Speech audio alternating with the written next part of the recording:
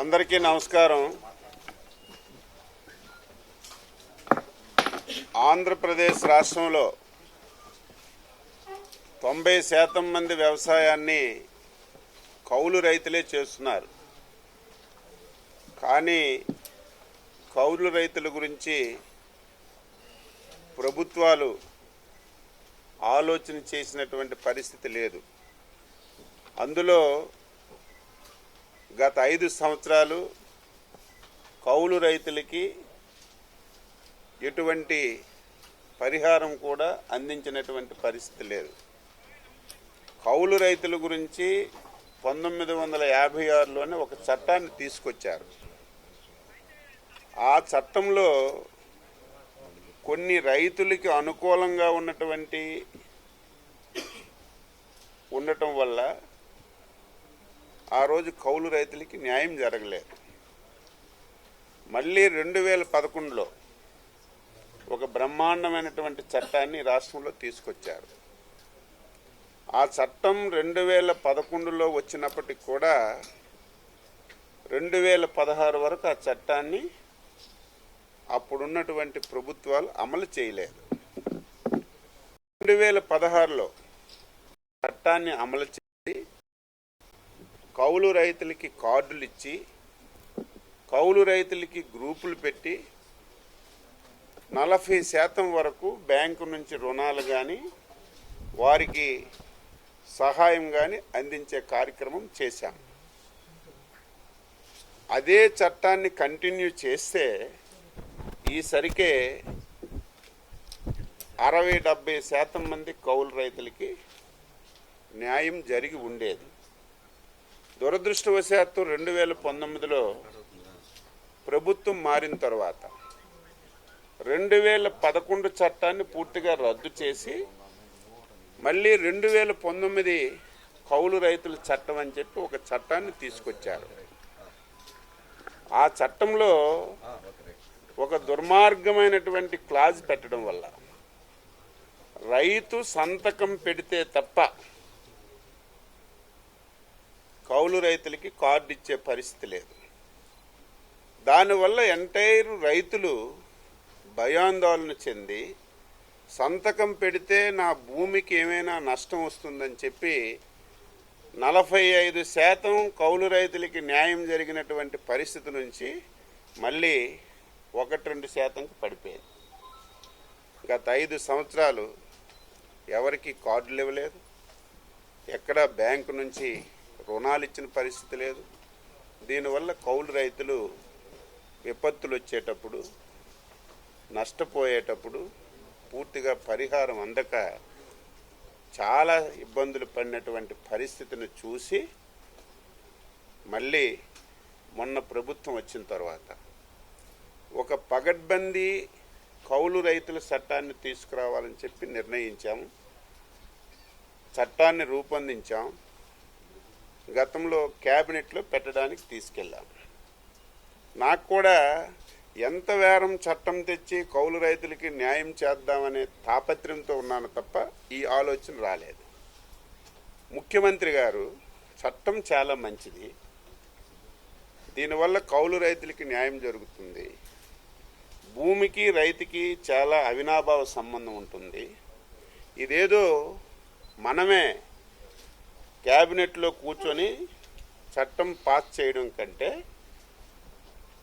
దీన్ని వైడ్గా డిస్కషన్స్ జరగాలి, అందరూ ఈ డిస్కషన్లో పాల్గొవాలని ఒక ఆలోచన ముఖ్యమంత్రి గారు చేసి ప్రాంతీయ సదస్సులు పెట్టి రైతులను పిలవండి, కౌలు రైతులను పిలండి, రైతు సంఘాలను పిలండి, ఈ చట్టాన్ని ఒకసారి ఎక్స్ప్లెయిన్ చేయండి, ఇంకా ఏవైనా వారి సలహాలుంటే తీసుకొని 4 రోజులు ఆలస్యమైనా సరే ఒక పగడ్బందీ చట్టాన్ని తీసుకొద్దామని ముఖ్యమంత్రి గారు ఆదేశాలు ఇవ్వడం, ఈ రాష్ట్రంలో 7 ప్రాంతీయ సదస్సులు పెట్టాలని చెప్పి నిర్ణయం చేశాం.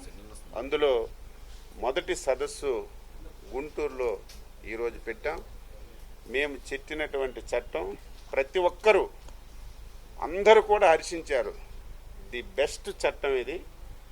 ఇదే కానీ మీరు అమలు చేస్తే మాకు చాలా మేలు జరుగుతుందని అందరూ ముక్త కంఠంతో ఇది మంచి చట్టం అని అందరూ కొనియాడారు. 1-2 పాయింట్స్ కొత్తవి చెప్పారు, అవి కూడా యాడ్ చేస్తాం.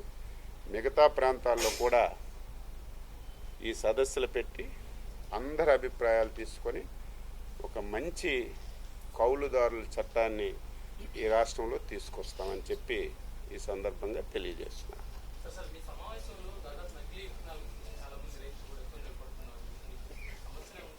అవేం రాలేదు. ఒక స్పిన్నింగ్ మిల్ గురించి ఒకటి వచ్చింది. వాళ్ళు 1,90,00,000 రూపాయలు ఈ పేమెంట్ ఇవ్వాలని, అది ఇమీడియట్గా కలెక్టర్కి చెప్పాం. ఇమీడియట్గా ఎంక్వైరీ చేసి మొత్తం రిపోర్ట్ అడిగాం. దాని మీద తప్పనిసరిగా యాక్షన్ తీసుకుని వారికి కూడా న్యాయం చేస్తామని స్పష్టంగా చెప్పాను. వచ్చింది, నేను మంత్రి అయిన వెంటనే వచ్చింది ఒక కోల్డ్ స్టోరేజ్ది. మా దృష్టికి వచ్చింది. ఉన్నాయని నువ్వు చెప్తే కాదు కదా. గుంటూరులో ఉన్నాయని చెప్పు. గుంటూరులో ఉన్నాయి, రాష్ట్రంలో ఉన్నాయని చెప్తాడ.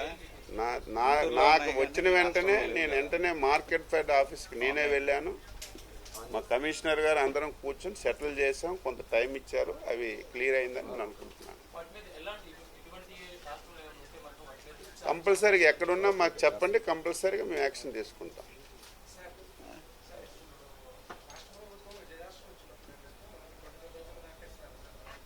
ఏంటి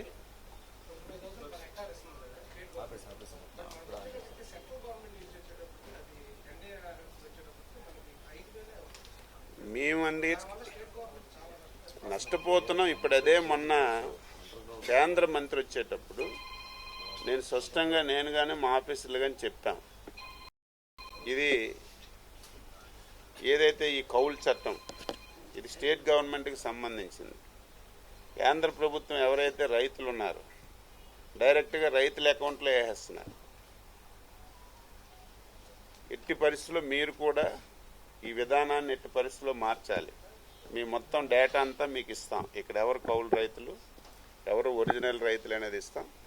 మీరు కూడా సహాయం చేయమని చెప్తే ఆయన మొన్న ఒక రిపోర్టు తయారు చేసి ప్రైమ్ మినిస్టర్కి ఇచ్చినట్టుగా తెలిసింది. మళ్ళీ ఢిల్లీలో మాట్లాడి కేంద్ర ప్రభుత్వం సహకారం కూడా డైరెక్ట్గా కౌలు రైతులకు అందడానికి మేము ప్రయత్నం చేస్తాం.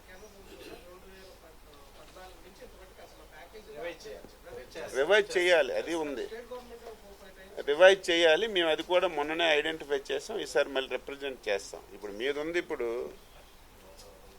మనం 2018లో మీరు అడగాలి, అసలు 5 సంవత్సరాలు అడిగారు లేదు నాకు తెలియదు, 20,000 హెక్టార్కి ఇచ్చాము. 2018 తిత్లీ వచ్చింది, మా జిల్లాలోనే రివైవ్ చేశారు సార్ మొత్తం ఎంటైర్ క్రాప్స్ అంతా. అందులో వరికి హెక్టార్కి 20,000 ఇచ్చాం. జగన్మోహన్ రెడ్డి 20,000 21,000 చేయాలి, లేదా 20,000 రూపాయలు ఇవ్వాలి, 16,000 చేశారు.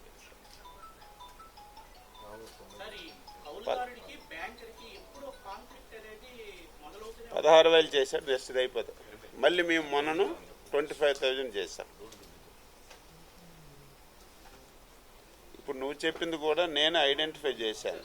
మనం ఎన్ని నీతి కబుర్లు చెప్పినా, ఎన్ని కార్డులు ఇస్తామన్నా బ్యాంకర్ సహకారం లేకపోతే జరగదు. అది నేను మొన్న స్టేట్ లెవెల్ బ్యాంకర్స్ మీటింగ్లో నేను గట్టిగా చెప్పాను. అది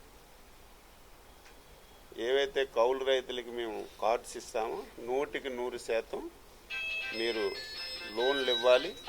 దానికి ఒక కమిటీ కూడా వేశారు. బ్యాంకర్స్ నుంచి కొంతమందికి, ఆఫీస్ నుంచి కొంతమందికి ఎప్పటికప్పుడు వీళ్ళు ఇంటరాక్ట్ 100% ఈసారి కౌలు రైతులకి మీరు లోన్లు ఇచ్చే కార్యక్రమం తప్పనిసరిగా చేస్తున్నాం.